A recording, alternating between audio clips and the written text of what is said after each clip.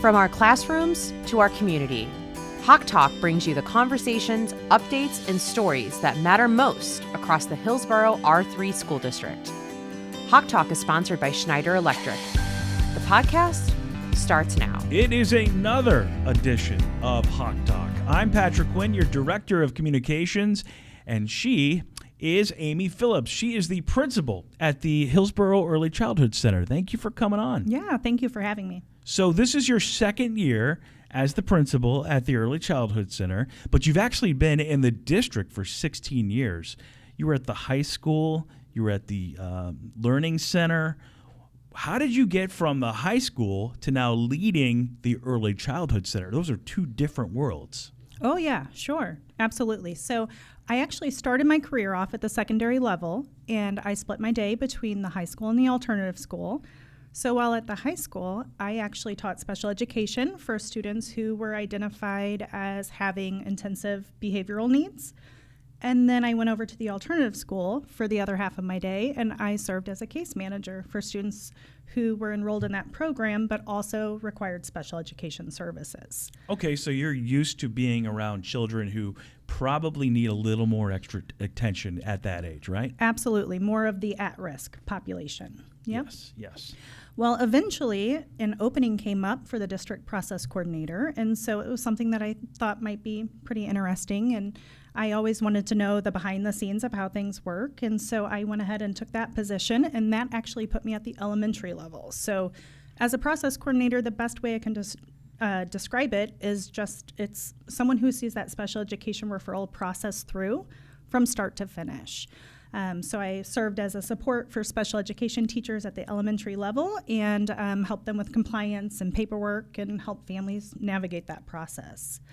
From there, I was actually approached for a unique position. It was the assistant to the principal for special education at the primary building. So ironically, I started off at that secondary level, but every step of my career has taken me lower and lower. Once I was in that position, it's basically an assistant principal for special education. And so I did that job for a couple years before taking on just the standard assistant principal position there at the primary. So I worked with kindergarten through second grade.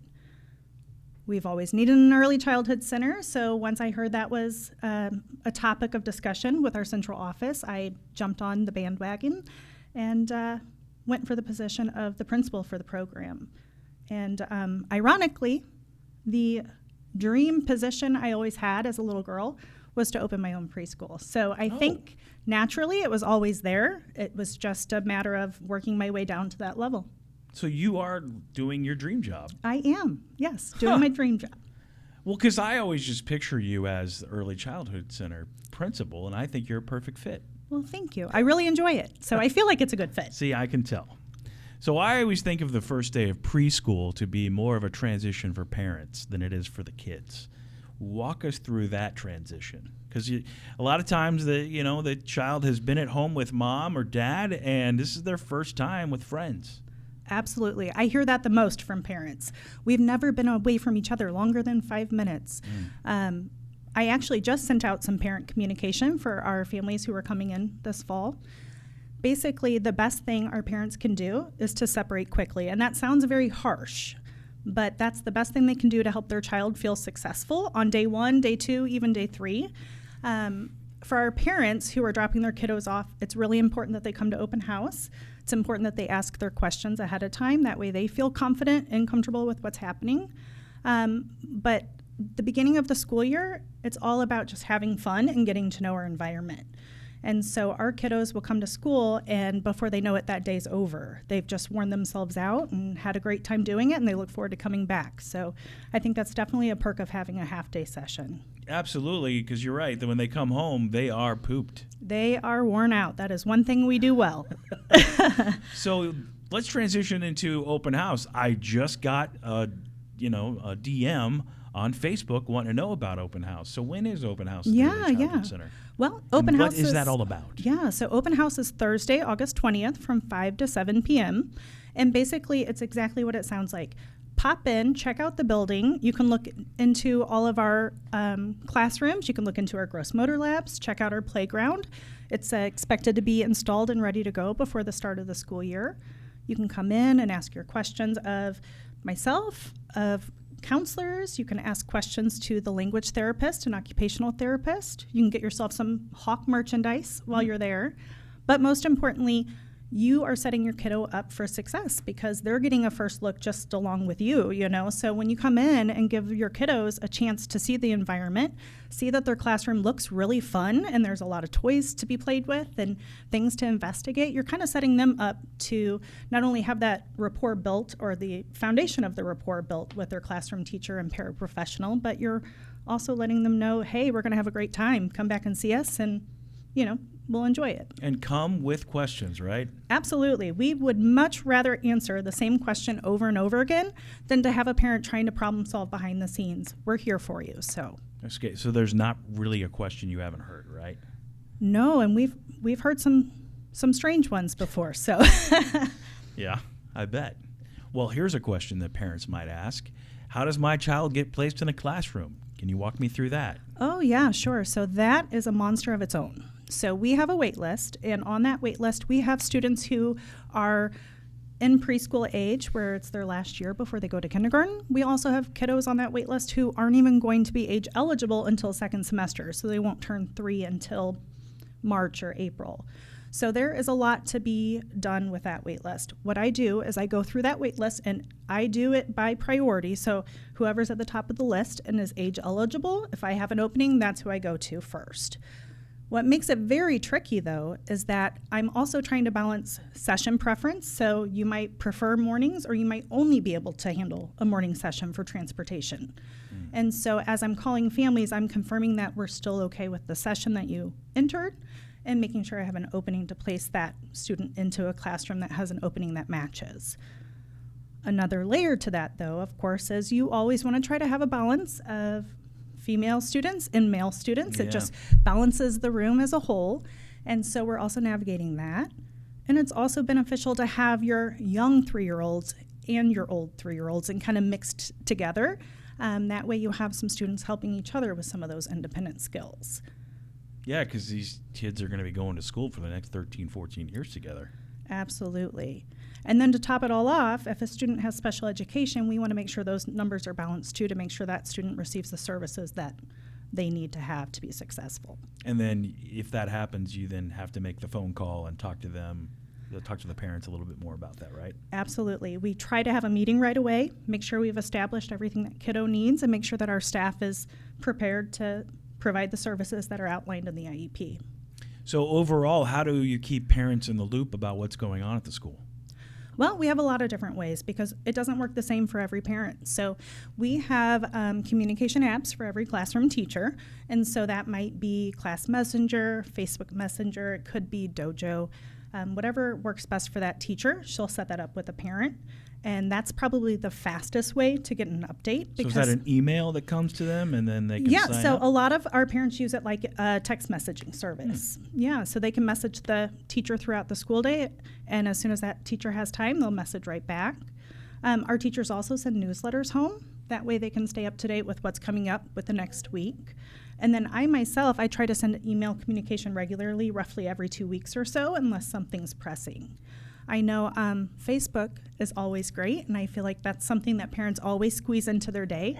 So I do try to do some Facebook updates, and I will put as many pictures out as I can. Oh, those pictures are important. Parents want to see their kids. Absolutely.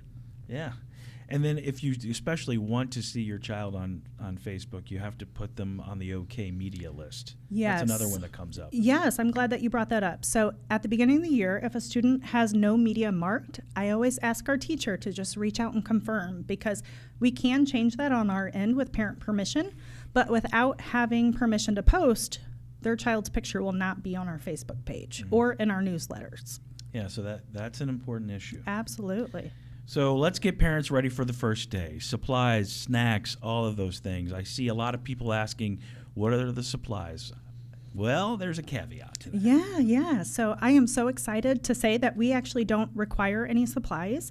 We do recommend a backpack.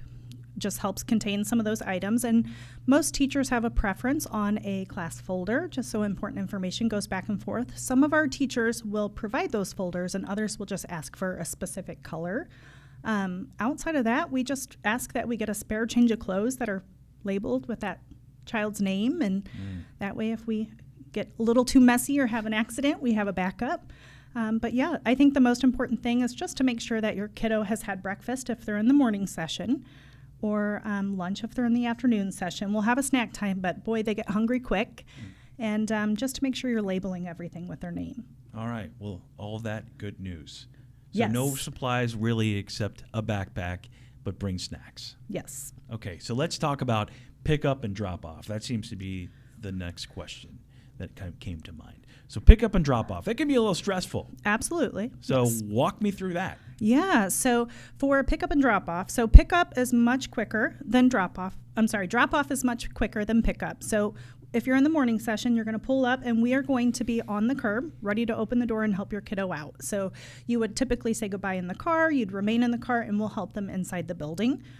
This also helps because the longer we say goodbye, the more tears we get from both the parent and the child. And so that definitely helps. It's also great when it's a rainy day and the parent doesn't have to get out of the vehicle. So there is a perk. As far as pickup, for the afternoon session, it does take a little bit longer because we're picking up in the middle of the entire district releasing for K6.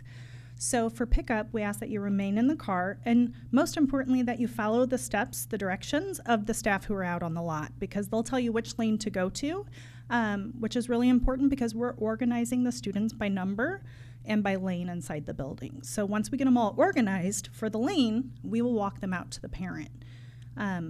We don't buckle them in, but we will walk them all the way to the parent and verify that their card number matches the student number, and then they can get their hugs in and buckle up and wait to be released until directed. And organization leads to, getting out of there quickly, and then also staying in your car.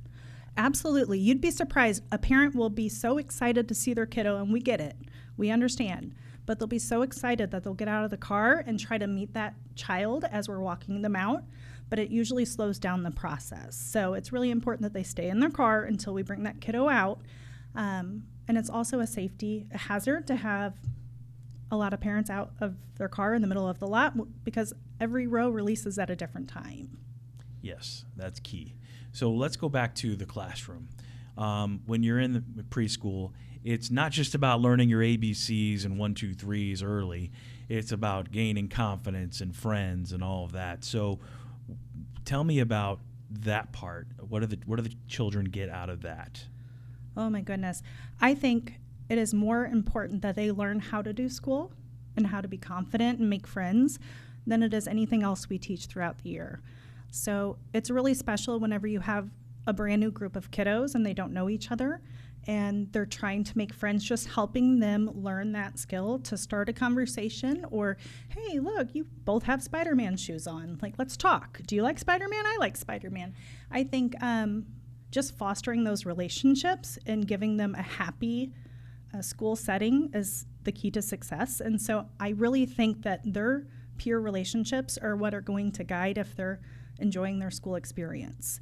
Yeah, and what kind of experiences are you giving them when you talk about the school experience? Absolutely. So our kiddos do a lot of plan and play. So basically, we talk about different topics for 2 weeks at a time, and together they develop a way to create a learning environment based off that topic. So I know one classroom around Halloween, they all joined together and they created a haunted house. They created it themselves. They decorated it, walked through it with each other. We've had ice skating rinks where they pretended to ice skate in their socks and do ice fishing. And so everything we do has about a 2-week timeline, but they really get into the crafting that takes place to develop what that scenario looks like. But then they get to work with each other and have a little give and take on what that looks like, but also who's playing what role in the pretend play scenario. We have several different activities and events throughout the year. This year, we're adding a couple new ones. We kind of reflected on what we had last year, and we're going to add a couple new ones. But one that we tried last year that we're going to bring back, I'm super excited for, it is the Friendsgiving.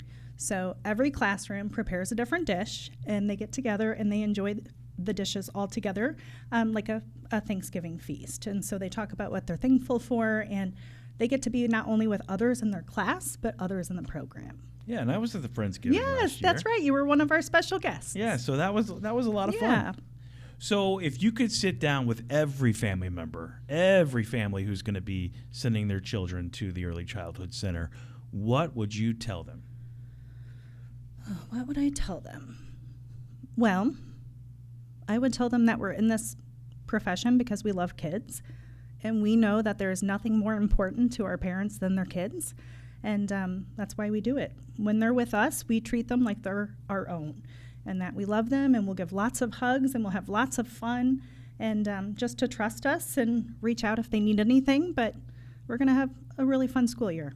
Everything you just said is absolutely true. I've been to the Early Childhood Center countless times, and that's the feeling I get. Oh, good. So you're doing your job. Yeah, thank you. I'm happy to hear that. They're all doing the job. Yes, and it leads from the top, and then everybody else does it as well. Well, good. Thank you. Yes. So there you go. This is Amy Phillips. She's the principal at the Early Childhood Center. Thank you for coming on Hawk Talk. Yeah, thank you for having me.